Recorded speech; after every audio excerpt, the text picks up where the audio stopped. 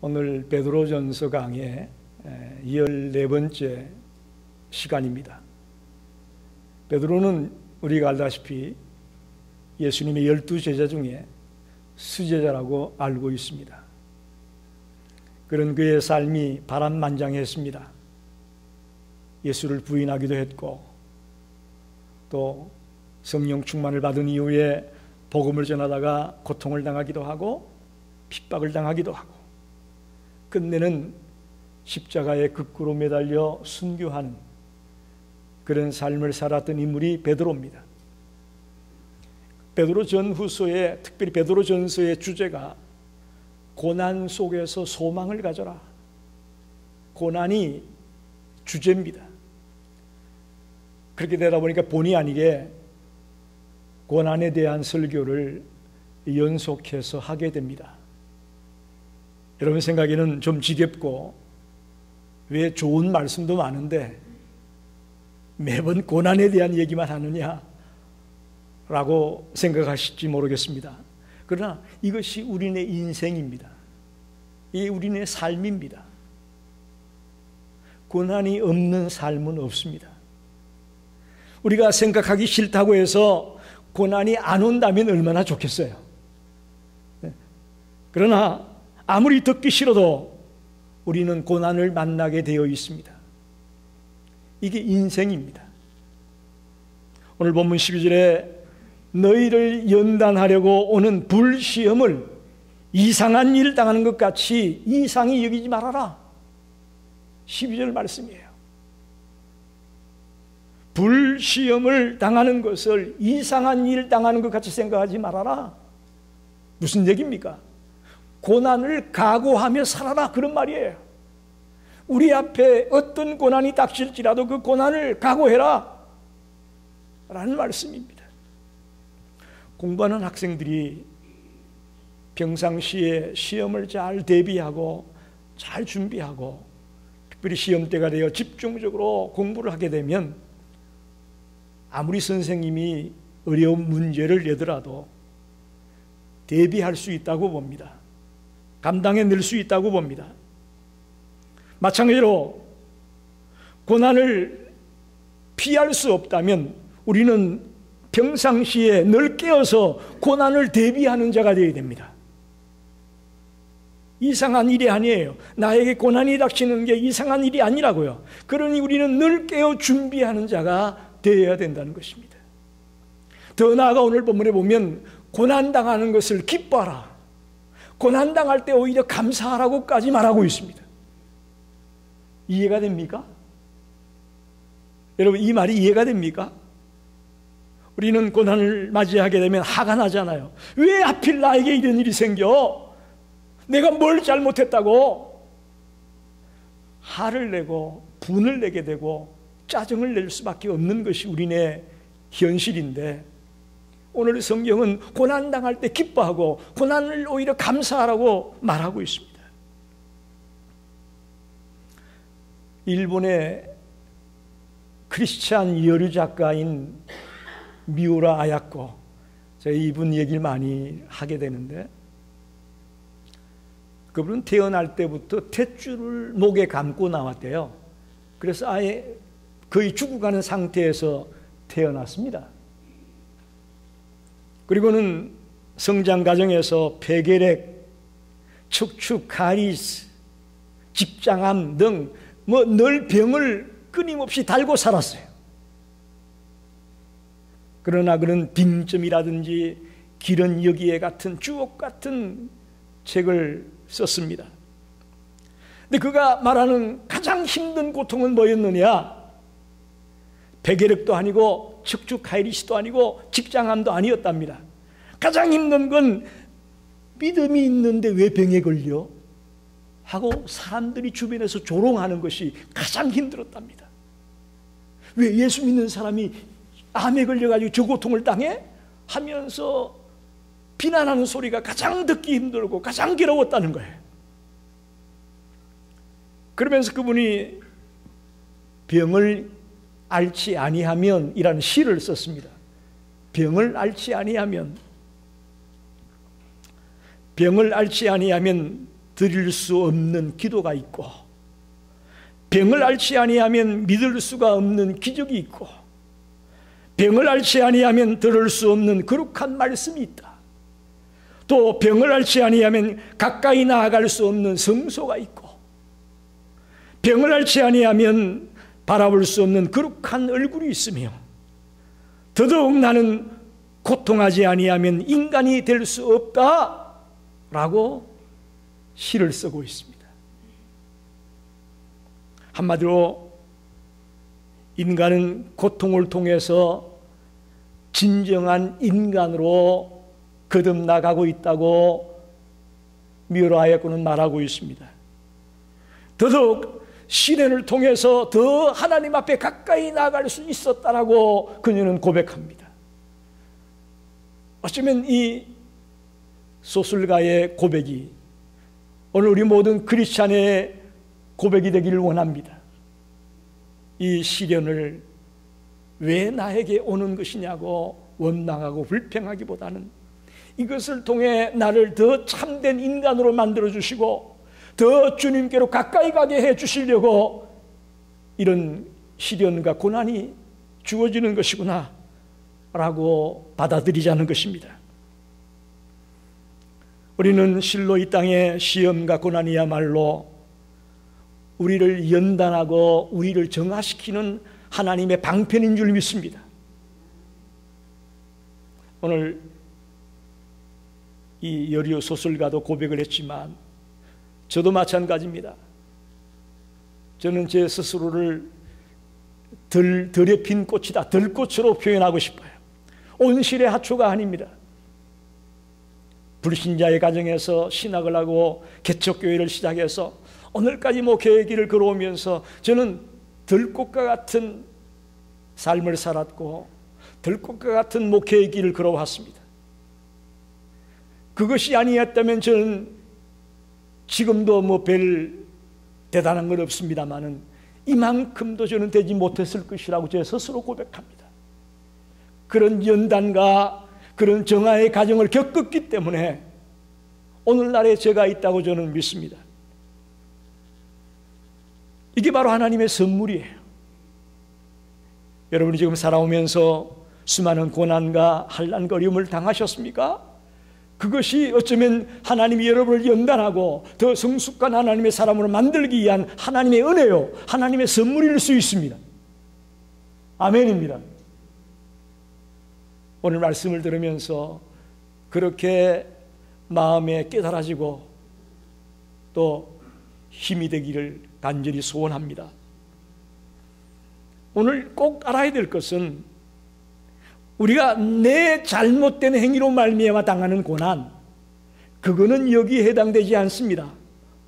15절에 나오죠. 너희 중에 누구든지 살인이나 도둑질이나 악행이나 남의 일을 간섭하는 자로 고난을 받지 말려니와, 이 자기의 잘못된 행위로 말미암아 당하는 고난, 이거는 여기에 해당이 안 됩니다. 주님을 믿는 것 때문에, 그리스도를 위해 살아가려고 하는 것 때문에 당하는 고난, 그런 자들은 고난 받을 때에 감사할 수 있다, 기뻐할 수 있다 라고 베드로는 말하고 있는 것입니다. 그래서 오늘 저는 그리스도를 위해 고난 받을 때에 감사할 수 있는 이유가 무엇인지 생각해 보려고 합니다. 감사할 이유 첫 번째는 장차 내세의 영광에 참여할 수 있기 때문에 감사하라는 거예요. 고난의 길을 이겨낸 자에게는 내세의 영광에 참여할 수 있게 된다라는 기록이 오늘 13절에 있습니다. 13절 보십시오. 오히려 너희가 그리스도의 고난에 참여하는 것으로 즐거워하라. 이는 그의 영광을 나타내실 때에, 그의 영광을 나타내실 때가 언제냐? 주님이 재림하실 때를 말합니다. 주님이 재림할 때에 너희로 즐거워하고 기뻐하게 하려 함이라. 즐거워하는 거나 기뻐하는 거나 다 기뻐하는 거예요. 근데 이중으로 쓰고 있어요. 두 번이나 연속해서 반복해서 즐거워하고 기뻐하라 그렇게 말하고 있습니다.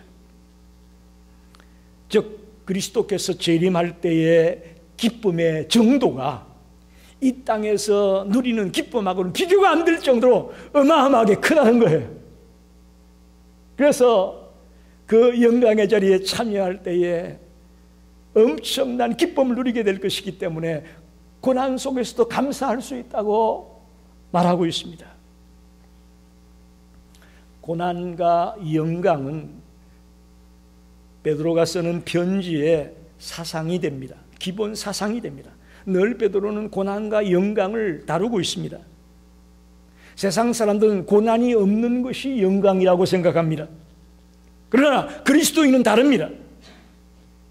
오늘 우리는 믿음의 시련을 통해서 예수께서 다시 오실 때에 진정한 영광의 자리에 참여할 수 있는 자가 된다고 성경은 기록하고 있고 우리는 또 그것을 믿고 살아가고 있습니다.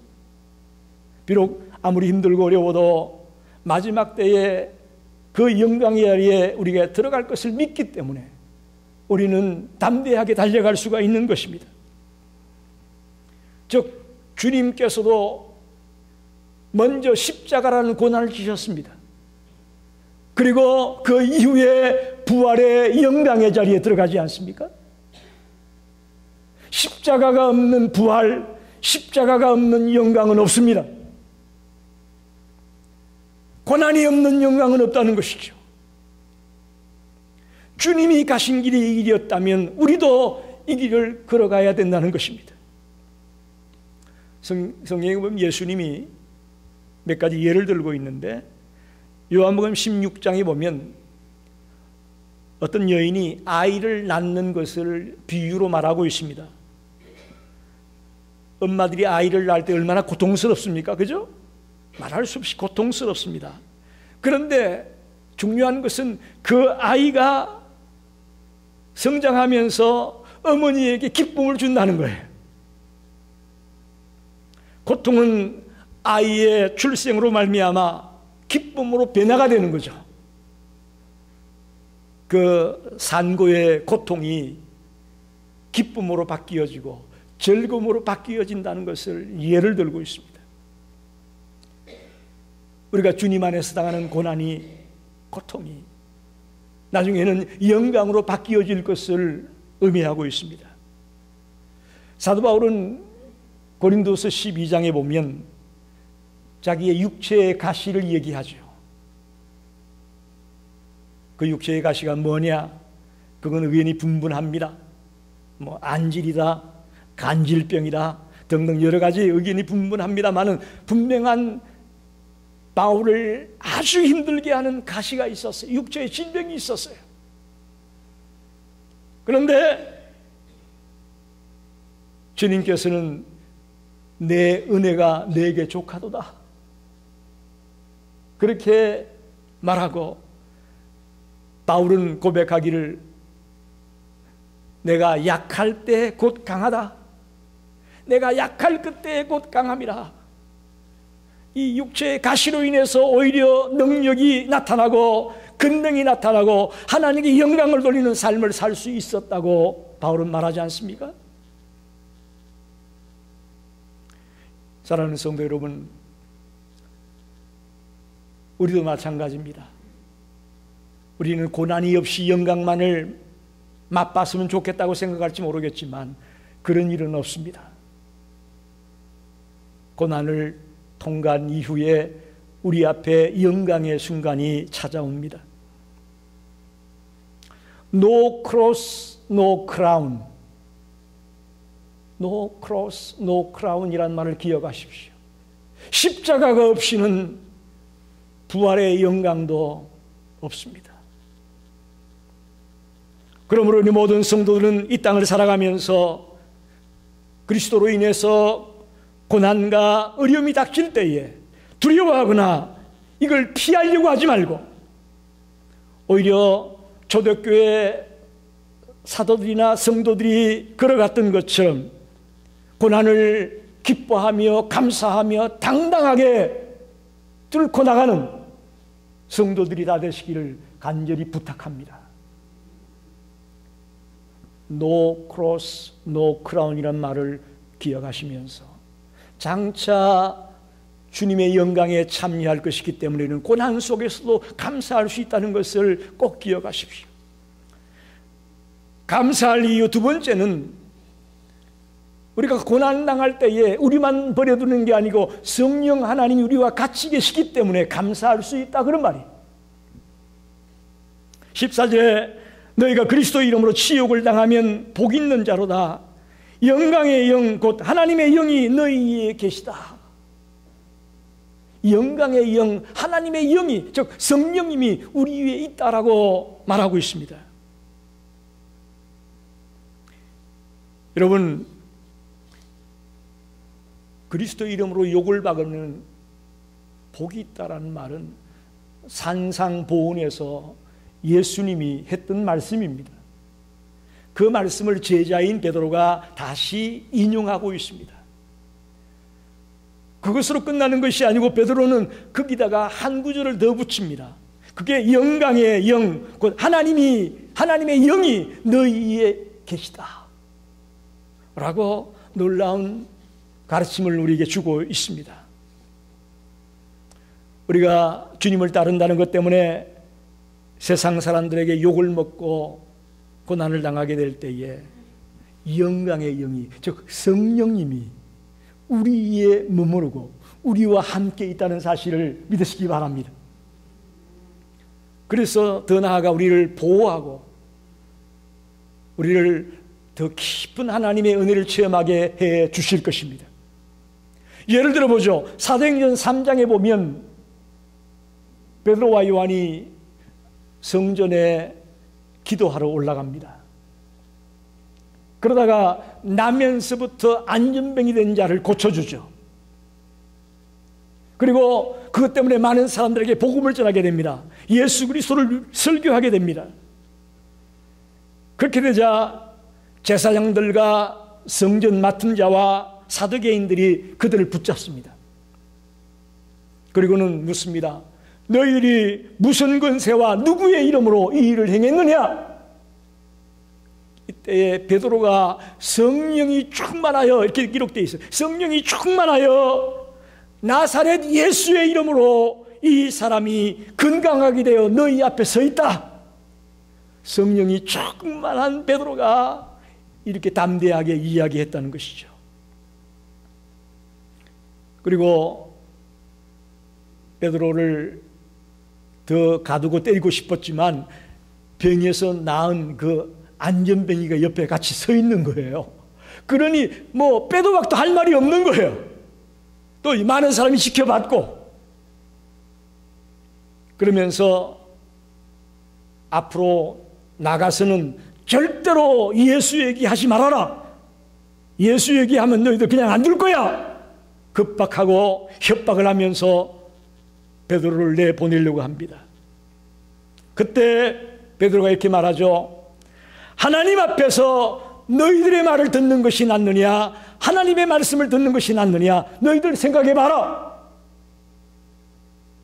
아무리 너희들이 협박하고 때리고 핍박을 하려고 해도 나는 예수 얘기를 할 수밖에 없다. 그런 고백이죠. 이게 뭡니까? 베드로가 이렇게 담대할 수 있었던 것, 성령이 충만함으로 성령님이 베드로 위에 함께 있었기 때문에 가능했다는 것입니다. 할렐루야. 우리도 마찬가지예요. 우리도 마찬가지입니다. 우리 힘으로 못해요. 내 힘으로 못해요. 그런데 성령님이 함께 할 때요, 그 불가능을 가능케 하게 되더라고요. 어디서 나에게 그런 용기가 생겼는지 그렇게 하게 되더라니까요. 사도행전 7장에 보면 스데반 집사가 순교하는 장면이 나와 있습니다. 7 집사 중에 한 사람인 스데반이 그야말로 명설교를 합니다. 어떻게 집사님이 이렇게 설교를 잘하는지 모르겠어요. 아주 명설교를 했어요. 그랬더니 그 말을 들은 많은 사람들이 마음에 찔림을 받아가지고 회개하고 돌아오는 게 아니고 어떻게 해요? 스데반을 죽이려고 하는 거예요. 이게 우리네 현실이에요. 바른 말을 들으면 회개하고 잘못됐다 돌아가야지 하는 게 아니고요, 돌을 들어서 바른 말하는 사람을 쳐 죽이려고 하는 거예요. 성경에 보니까 그때 스데반이 성령이 충만하여 그렇게 말합니다. 성령이 충만하여 하늘을 우러러 주목하고 하나님 우편에 앉아 예수님이 서 계신 걸 봤다. 그러면서 성 밖으로 내치고 돌로 칠 때에 스데반이 뭐라고 말하느냐? 주 예수여, 내 영혼을 받으시옵소서. 이 죄를 저들에게 돌리지 마옵소서 라고 외치며 순교했습니다. 어떻게 가능합니까? 이상한 소리만 하나 들어도 밥맛도 없고 소화도 안 되고 괴로운 판인데 돌을 들어서 치고 욕을 하고 이런 판에 저들의 죄를 저들에게 돌리지 말라는 말이 어떻게 나올 수가 있습니까? 이건 스데반의 힘이 아니에요. 성령님이 함께 했기에 가능했어요. 할렐루야.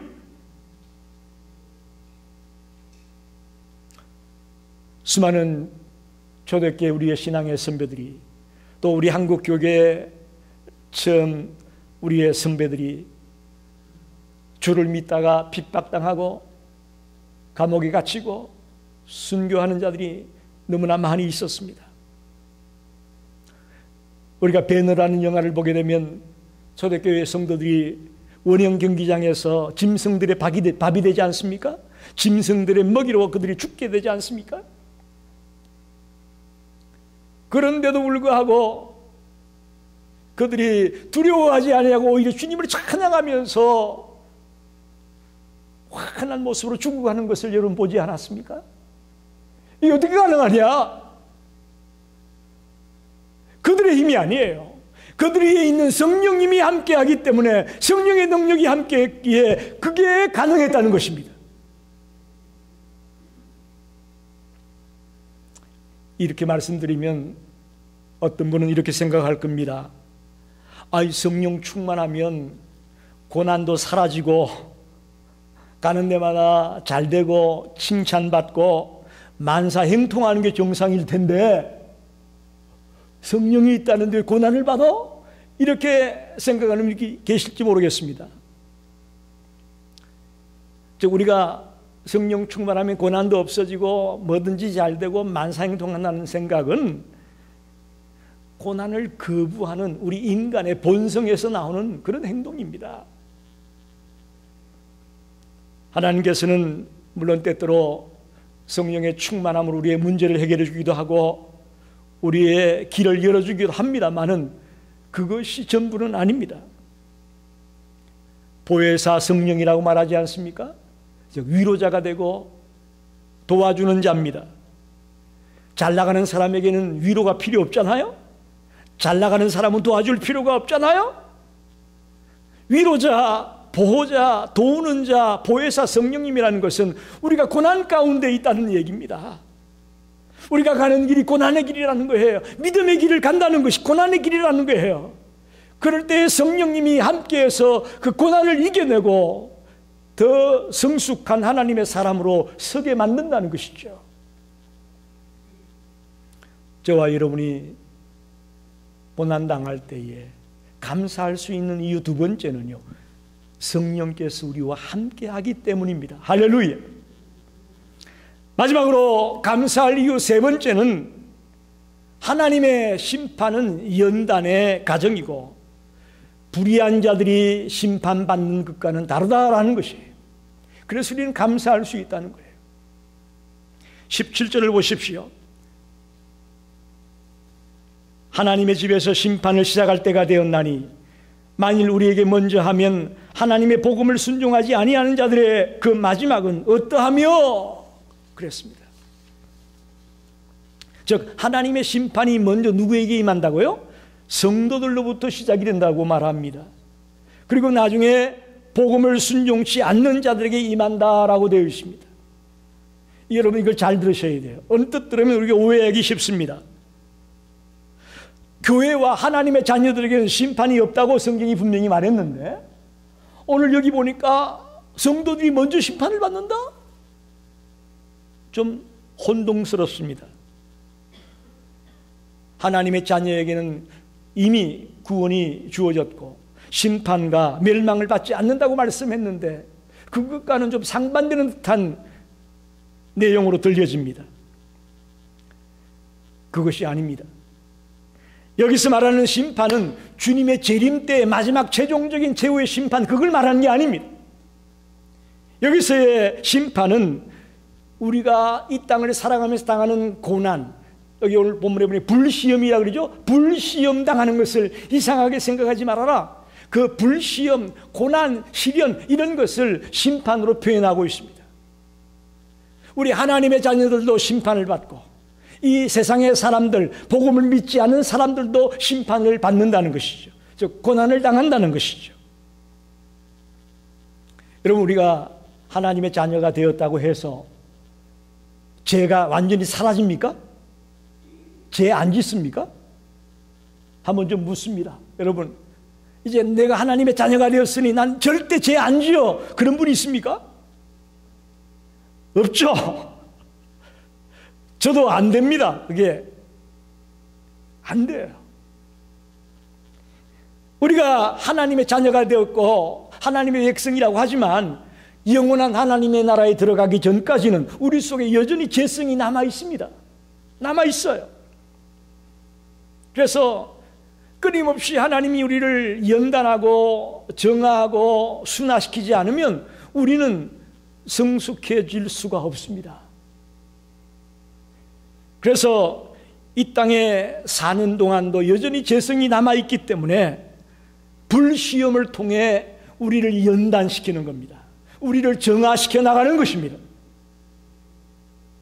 그래서 먼저 성도들이 하나님의 심판을 받는다.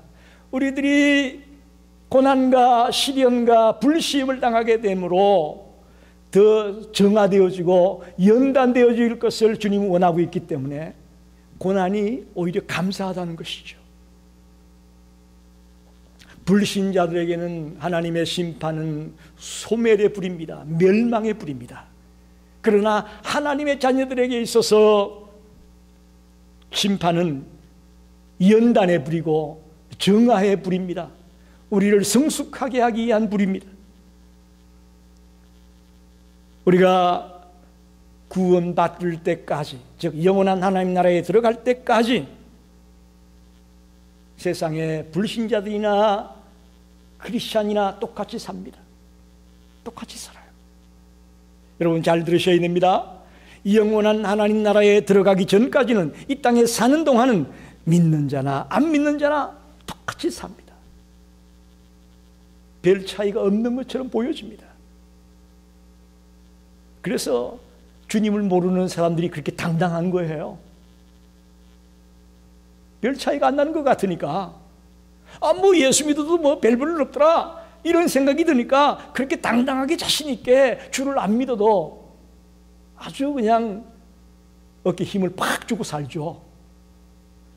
실상 그렇습니다. 제가 지금까지 목회하면서 많은 친구 목사님들, 선배 목사님들, 그들도 역시 암에 돌아가시기도 하고 사고로 돌아가시기도 하고, 전에도 한번 말씀드렸지만 제 신학교 동기는